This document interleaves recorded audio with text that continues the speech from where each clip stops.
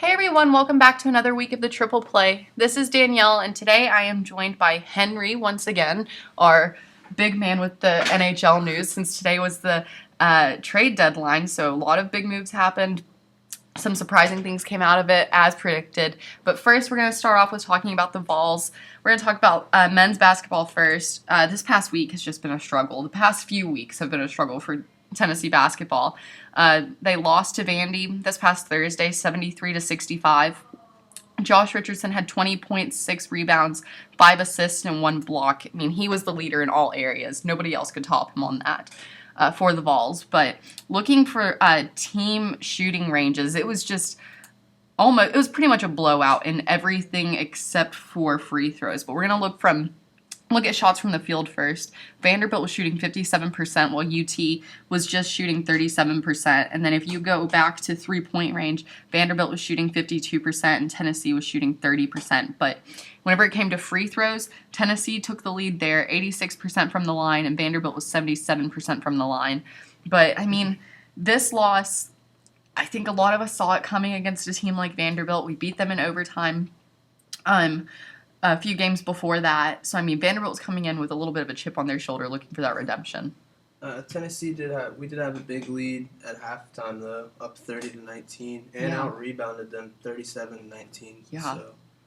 It's crazy. I mean, I don't know what broke it down. Maybe just the loss of momentum, or else Vanderbilt was just like, you know what? We're taking this. This is going to be ours. But, I mean, like I said, coming off of a game whenever we beat them in overtime in such a close game, Vanderbilt was looking to get this win. They did. The Vols they got over 60 points. That's something to look at because that's been kind of a struggle as of late for the Vols. But hard-fought game there. But then they went on looking for redemption against Florida this Saturday, but they lost in Gainesville 66-49. Billy Donovan got his 500th career win, so congratulations to him on that one. But Armani Moore, definitely the man of the night. He came out, played his hardest. Frankly, he was one of the only ones who came out to play really strong. He had 18 points, 5 rebounds, and 1 block. But I think the thing that took over all the news for this game was Josh Richardson only getting 7 points. I mean, you go into halftime, and this is a guy who's scoring, he's averaging 15.5 points per game, and he goes into halftime with nothing. All 7 points came within that second half. And it's surprising. I mean, he did lead UT that game with 3 assists, 2 steals, and 1 block, but still just 7 points from Josh Richardson's a big surprise. The Vols only shot 28% from three-point range and 44% from the field in that game, but they did win the game in free throws like they did with Vanderbilt. They had 71% as opposed to Florida's 64%. So, I mean, if the Vols are looking for a way to win, I guess it could be from the free throw line. We just have to try to get those fouls, but shooting percentages are just low. I don't know what it is for this team. I mean, we're on a 5-game losing streak since beating Vanderbilt in the overtime game. We've lost to Kentucky, LSU, Ole Miss, and then Vandy and Florida. So, I mean, I don't know what it is with this team. It's just not great scoring depth, I don't think. Really, if you can slow down or shut down Richardson and sometimes more, then you will probably beat us. Absolutely. Yeah, Richardson, I don't know what it is. I mean, he's played his hardest. I'll give him that much, but I don't know. Just the shooting, like especially in this game. I mean, before that, he'd had double-digit scoring games. I mean, there'd be games where he would get 15, 10, 20 points, but then going down to 7 points against Florida is just, I mean, against Florida too, that's a huge rivalry game. You know, you don't want your top player to get that low of a scoring margin, but it was just really surprising. And with this 5-game losing streak, it's kind of like the hopes for the NCAA tournament are almost out the window for the Vols. Yeah, the only way I can see the Vols making the tournament is if they somehow find a way to win the SEC tournament, which I don't really see happening at this point. Yeah, you're definitely right there. It's going to be tough, especially with teams like Kentucky out there. I mean, they're still undefeated. They've won the SEC outright. I mean, Kentucky looks unstoppable at this point. It's tough to stop them. You know, I thought maybe we would have had a chance of beating them a couple weeks back. We could see where their flaws were and everything, but it's just not looking good. And looking at Kentucky's schedule for the rest of the season, they have Georgia tomorrow at Athens, and then they finish off the season against Florida. I mean, these are two teams. I just don't really see how they're going to fare against them. Granted, Georgia's still in the top 5 for the SEC right now. Florida's still way back there. They're right behind us towards the bottom of the rankings, but I don't really see either of these teams bringing Kentucky down. And whenever you get into SEC tournament play, the only team that you could really potentially see going against Kentucky would be Arkansas to maybe bring them down. I mean, Arkansas is number 2 in the SEC. They're still 4 games back from Kentucky, and they're 18th in the nation. But it's looking rough. To be fair, we did challenge them early on, and maybe we exposed some flaws that maybe later on some other teams could exploit. Mm-hmm. Definitely. I mean, I think in terms of trying to find, I mean, looking at Kentucky, the best way to stop them is stop their shooting and to really take advantage of their height. I mean, the only team that's really done that was LSU, because Kentucky has 2 guys who are 7 feet, who are 7-footers, and then you have, I think it's 8 guys that are ranging anywhere from 6'6" to 6'11". Yeah, so that's just, they are massive. They definitely are. So, I mean, for the Vols, though, it's going to be tough. I mean, winning outright was the best way that we had of going about this. But our next games that we take on LSU at Baton Rouge this Wednesday at 7, and then we host South Carolina this Saturday at 4 for the for senior day for Josh. You know, and it's just I'm hoping he'll have a big game that day. That'd be great to see from him. But it's just winning out for the rest of the season is not really going to help us at this point. It's definitely going to come down to the SEC tournament. But it's just going to be tough because everybody is vying for that spot in the NCAA. And I mean, I think we could see a lot of teams from the SEC in there. The last I saw from bracketology, they had 6 teams, I think it was, from the SEC in there. I mean, of course, Kentucky. I'm pretty sure. I know Arkansas was in there. Maybe Georgia. Texas A&M might have been in there too. LSU is definitely in there, and I think Ole Miss made a bit of a opening in there. Maybe Vanderbilt too. Not completely sure. They've kind of been on the fence, but it's just going to be really interesting getting into SEC tournament play, which starts in a couple of weeks. Well, actually next week, and then we'll have Selection Sunday and Selection Monday for the women coming up the week after. So 2 weeks from now for that. But we're going to go ahead and move into the Lady Vols. They've had a crazy week this past week. They lost to South Carolina last Monday, 71-66.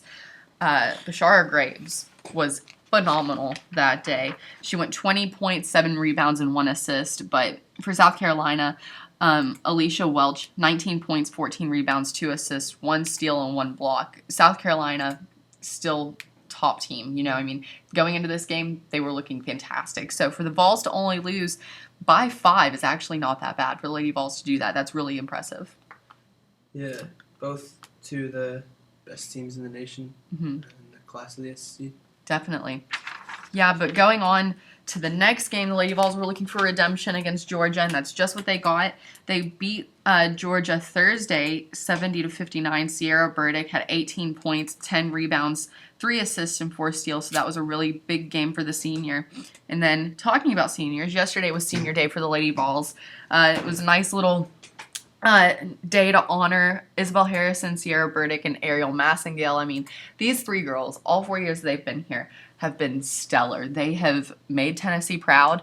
They have really come out, shown their stuff, been top playmakers. I mean, 2 out of 3 of them have 1,000 points, Ariel and Izzy. Sierra was going for that last night. She came into the game 17 points shy, and she ended the game 5 points shy. So, heartbreaking there for her, but Ariel Massengale, though, came out swinging for the Lady Vols, and she just would not stop. 26 points, 3 rebounds, 2 assists, and 1 steal. That's just absolutely insane. It's a dominant performance. It really is. She took control of this team and just would not let it go. But, I mean, all the Lady Vols yesterday, they all came out and played very well. And even Sierra Burdick, like I mentioned, 12 points, 6 rebounds, and 7 assists. Not bad for her either. I know everybody in the student section was looking for her to get that 17. I mean, everybody was just chanting, just pass it to Sierra, because she was open for some shots, but you could tell she was getting a little nervous, so she wouldn't put up those shots. But, I mean, still, great performance from all of them. But what was the most memorable part of the entire game was a timeout that was, a foul that was called at the end of the game for some changing to happen to players on the court. And so Isabel Harrison came in with 4.5 seconds remaining for some foul shots to go through. And then the Lady Vols inbounded the ball and passed it over to Izzy. So she got to hold on to the ball for those last remaining seconds. So she did get to take the court for her senior night. She got a little bit of playing time, even though she did just stand there holding the ball. But the place erupted as soon as she went over in front of the table to come out onto the court. And I know some people around me, and even myself, we were joking that, somebody should just go ahead and foul her and let her shoot some shots. That way she can get some points on the board for the game for her senior night. But absolutely incredible to see. So much support from these girls. I mean, like I said, they've really made us proud their 4 years here. But the biggest news out of the whole night, while it was a great game, and while we did get to see all 3 girls on the court, was after the game, Kentucky beat South Carolina last night. Absolutely impressive win for Kentucky, but apart from that, that made the Lady Vols part champions for the SEC regular season title, which is absolutely insane. Really exciting too. I mean, South Carolina was in the lead the entire season. We were always neck and neck with them. Whenever we lost to them, I was thinking, okay, that's it. They're taking it. I did not expect Kentucky to beat South Carolina. I will be completely honest on that. But, I mean, absolutely incredible win for the Kentucky Lady Wildcats yesterday. But looking ahead, even Coach Warlick mentioned it last night, this team is not done. And I think everybody can believe her. There's a lot that this team's playing for. I mean, the Grind for 9 campaign is still going on, looking for that 9th national championship. But the road to Tampa is looking mighty fine. But as for where the Lady Vols are going to go, not completely sure yet. We have to see where SEC tournament time takes them. I mean, I think things are looking promising for them in the tournament. Yeah, absolutely. But looking at other teams in the top standings, in the top 25 for women's basketball, Connecticut's still number 1. Notre Dame's at number 2. South Carolina moved down to number 3 after their loss last night. A jump for Notre Dame, going from 4 to 2 was really impressive. And Maryland jumping up from 5 to number 4. And Tennessee is now number 5 in the nation. So, I mean, that's really big there. Great move for them. And Kentucky, too, was able to move up from 13 to 12. So, I mean, if you look in the top 25 SEC teams that you have in there, you have South Carolina, Tennessee. I'm looking at the standings. You have Kentucky. That looks like it's Texas A&M as well. Yes, that's the other one. But also Chattanooga is still in the top 25. They're at number 17 right now. They got to move up one place. So, I mean, they're standing 26-3 right now. That's really impressive for a team for Chattanooga. And, of course, one of their wins was against the Lady Vols. But, I mean, for Chattanooga to be up there, that's great for them. But a nice showing for the SEC. And looking over, we're going to revert back to the men's standings as well. Like I was mentioning with the top 25, whenever it comes to SEC teams that are in there, I mean, you have Kentucky and you have Arkansas.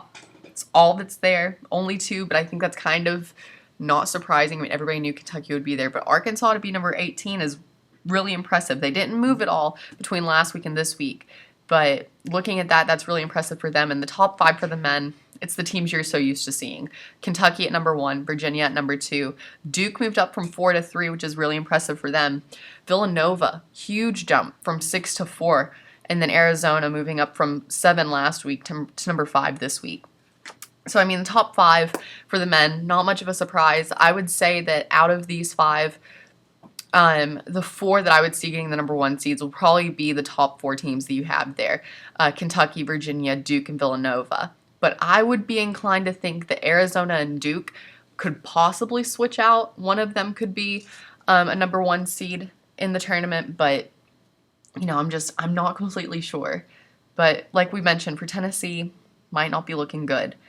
But it's okay because we still have SEC teams in there. Sure, it is Kentucky, but, I mean, they've had an incredible season. And, I mean, Arkansas, good team there. They've done a lot this season. They're 23-6. But for the women, whenever NCAA tournament time comes around, We will be hosting the first and second rounds here in Knoxville once again, so it's looking like maybe we'll see the Lady Vols with a number 1 seed in this region. Hopefully it's looking good for that. I mean, we're number 5, like I mentioned. The top 5, Connecticut, Notre Dame, South Carolina, Maryland, and Tennessee. South Carolina, I would say South Carolina and Maryland, those two could possibly work out to where we could only see one of them as a top 4, but I'm not completely sure. They both have the same record. They're both 27-2. I'm kind of inclined to think that with Kentucky beating South Carolina like they did, that could take them away from being a top seed. But at this point, I think most fans would be happy to see Tennessee with a 1 or a 2 spot. I think that's what most people are looking for. 3 at the very least, but I don't really see us being a 3 seed. But there's a lot to look forward to. March Madness starts up in just a couple weeks. That's so crazy to think that it's already March. But looking at other UT athletics, softball has been, well, it hasn't been anything this week, let's be honest. All the games for the Tennessee Classic were canceled. We were looking at having the first, we're still looking at having the first home game, against either BYU, I think it might be BYU, we aren't sure. The Tennessee Invitational will be going on next week, but there was a game against Virginia Tech scheduled for tomorrow. It has been postponed in Blacksburg, so not sure when we're going to see that. But the Lady Vols, just as a recap, they're still 11-3 overall in the season. Their only losses have come to California, who's number 20 in the nation at the time, Utah and Nebraska back in the Mary Nutter Collegiate Classic back in California a couple weeks ago. So, I mean, no big moves, of course, since there haven't been any games for the Lady Vols softball team, but there's still a lot to look forward to. And SEC play will open up March 13th, so that's going to be really exciting. They'll go down to Columbia, South Carolina to take on the Gamecocks. So a lot to look forward to there. I mean, their schedules, it's going to be an exciting season this season for the Lady Vols softball team. Looking over at the men, they just finished up a series against UC Irvine out in California. Really exciting stuff. They ended up splitting the series 2-2. They lost the series 1-2. My bad. They lost the opening game against UC Irvine 5-2, lost the second one 2-1, and then they won the last one 12-10. That's a huge win there for the Vols. Nick Senzel led the Vols in their wrap-up game yesterday, going 3-4 with 1 RBI, and Andrew Plunkett was 2 for 3 with 4 RBIs, so really impressive there. Going into the 6th inning, Plunkett had a 2-run homer, which pushed the Vols to 10-7 at that point in the game. So I mean, looks like we might have some big bats this year on the team. And I know a lot of people are still looking for Kristen Stewart to do some big things. I mean, this team, I don't really see them disappointing in any sort of way. I mean, Nick Senzel's looking strong. He had a really good weekend this weekend against UC Irvine. So there's a lot to be excited about with this team. Their next game is scheduled to be a home game. Let's hope that weather permits. Tomorrow against MTSU, and that is scheduled to start at 6 p.m. It should be on SEC Network Plus, so if you can't be there, definitely check it out. 6 p.m. start, like I said, so hopefully we can get that game in, because I don't know about anybody else, but I'm ready to have some Tennessee baseball back on this campus. We've had 1, 2, 3, 4, 5, 6 games canceled that were supposed to be home games. So it's time to have Tennessee baseball back on the campus, and I know a lot of other students are ready to see that. But now we're going to move into what Henry has been waiting to talk about. He's saving his breath for it. NHL trade deadline ended today at 3 o'clock, and I don't think it really disappointed. No, most of the big moves were already done before deadline day. Absolutely. But, and there are a few trades that really just I never really thought would get done just because of the size of the contracts involved, like Dion Phaneuf and Phil Kessel from Toronto. Yeah. But yeah, big trades mostly. There were a few today, but mostly they were done before deadline day, like the Cody Franzen and Mike Santorelli deal to Nashville. Mm-hmm. David Perron getting traded to Pittsburgh from Edmonton. Yeah. And even Jaromir Jagr. Mm-hmm. Continuing his worldwide tour, moving to Florida. Definitely. And the most surprising trade for me was David Clarkson to Columbus for Nathan Horton. Absolutely. It makes sense because Nathan Horton's a guy who's been pretty much constantly injured for the past two years or so. And Columbus is a small market team, and even though they can just put him on IR, and so it won't really count against the cap, they still have to pay him, and they're not a team that can afford to pay a guy to just sit up in the stands and eat nachos. So David Clarkson, massive contract, but Absolutely. he does get to play, and he fits into their system. He's a tough guy, goes to the net. And it's good for Toronto because they have so much money. They can do. Just put Horton on the IR, and if he gets healthy, great. If not, then they can still. Yeah. I know one trade for me that was a really big surprise. It happened today. Ian Cole coming to the Penguins from the Blues. I was not really expecting that. I don't really watch the Blues all that much, so I wasn't really sure what to expect from him. But he has 9 points on the season and 4 goals, I believe it was. 3 or 4, something like that. So, I mean, he could be a good move, good defensive player. He's got a solid plus-minus. Bortuzzo and Cole are both guys who are kind of, their development was kind of stagnating. Yeah. So, Bortuzzo had played well under Bilesma, but had kind of struggled this year under Mike Johnson's new system. So, hopefully it's a good fresh start for both players, and it can be a good trade for both teams. Definitely. NHL is looking really exciting this year. I'm ready to get into some playoffs with the NHL. It's always fun for that. And we'll talk more about NHL whenever playoff time does roll around. But another thing to be looking forward to is Major League Baseball spring training. Games will officially start tomorrow. And it's looking... Or actually, yeah, tomorrow is the start for the games. Some of the games to look forward to for this opening series for spring training: Baltimore, Detroit. That should be really exciting. The Yankees and the Phillies, the Pirates and the Blue Jays. I know I'll be watching that one for sure, and I'm sure Henry will be too, since he's a Pirates fan as well. Also, Cleveland and Cincinnati. I think that'll be a really exciting series, even though it is just spring training. I think these two teams have a lot to be playing for, especially Cincinnati. They always have something to look forward to, especially in the division they're in. Because, I mean, they're in there with the Pirates, they're in there with the Cubs, the Brewers, and of course the Cardinals, the team that everybody has to watch out for, especially whenever October rolls around. Just a brutal division. Absolutely. I would go as far to say that it's one of the most brutal divisions in all of the MLB. I mean, even the Cubs are getting better this Absolutely. year, so... Yeah, Leicester is something to look forward to. Getting Leicester in the offseason. That's going to be really exciting. I've made the prediction for years. I think it's around 5 years now, maybe 6 years, that the Cubs would go to the World Series in 2015. I'm sticking by my word. I grew up a Cubs fan, so they were the team that I always watched growing up along with the Pirates whenever I could watch them on TV. But I think that'll be a really exciting series, though, for Cincinnati and Cleveland. A lot to look forward to there. And then San Francisco and Oakland. At first, I wasn't really looking at this as such a big game, but it could be exciting now that I know Bumgarner's the one that's going to be pitching for San Francisco. He never disappoints. He's absurdly good. He is insane. So, I mean, like I said, this is all just spring training, but it's still baseball. There's a lot to get hyped about because this is a great time of year. So, this is all starting. We'll see the regular season start up in April, which is just crazy to think that it's starting up then. 34 days away. Yeah, just 34. Man, it seems like forever, but not too far. It's just over a month. It is just over a month. I think the starting day is April 6th? It's April 5th. April 5th, okay. Thought they moved it up a day, so yeah. But there's still a lot to look forward to. Baseball season's rolling around. NHL still seems like it's dwindling down, but then again, it seems like it's just building up to where it's going to get exciting. It's more like it's just getting into the home stretch, really. Absolutely. Deadline day is done. Teams gearing up for their runs to make the playoffs or rebuilding.